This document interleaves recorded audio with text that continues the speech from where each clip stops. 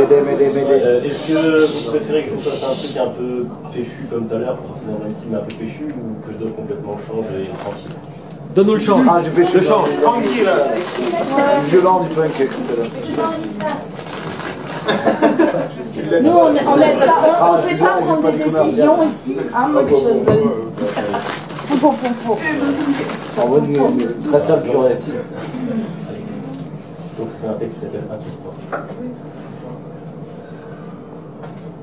Un coup de poing. Un coup de poing dans le cœur,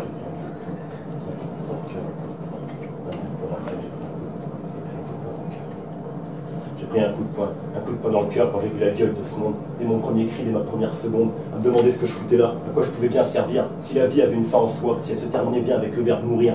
J'ai posé tant de questions et j'ai espéré tant de réponses. Mais quand j'allume ma télé, je ne vois que des tragiques à l'horizon, une misère qui s'élève et une humanité qui s'enfonce. Alors j'ai débranché mon décodeur et j'ai pris un coup de poing. Un coup de poing dans le cœur, j'ai pris un coup de poing. Un coup de poing dans le cœur, j'ai pris un coup de poing. Un coup de poing dans le cœur. Mes amis, il faut se rendre à l'évidence. Si on est sur Terre, c'est pour avoir mal. Et au final, si on cherche toujours son chemin, c'est peut-être parce que l'existence est un dédale. Pourtant, certains y croient jusqu'à ce qu'il n'y ait plus rien. Certains croient qu'on peut encore bâtir des lendemains. J'ai rejoint leur rang. Et qu'importe si le labyrinthe est infini, je me perdrai s'il le faut entre les murs de la rêverie. Parce que je sais qu'en chacun de nous, il y a un bâtisseur qui attend qu'une seule chose, c'est qu'on lui mette un coup de vie. Un coup de vie dans le cœur, et moi j'ai pris un coup de vie. Un coup de vie dans le cœur, j'ai pris un coup de vie. Un coup de vie dans le cœur.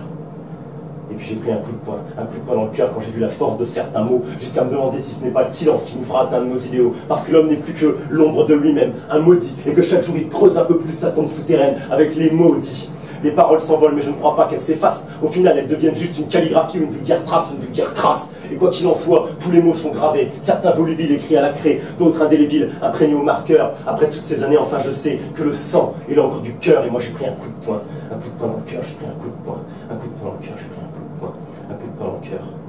Mes amis, comme vous, je ne voulais pas en rester là, alors j'ai décidé de faire entendre ma voix, et qu'importe si cela choque, les grands de ce monde ne sont que des chiens aux abois, vous et moi nous sommes des coqs, et à la levée des jours on va chanter nos espérances sur tous les toits. Après tout, il n'y a pas de raison, si on peut laver le sale avec des seaux d'eau, on doit bien pouvoir combattre le mal avec des beaux mots.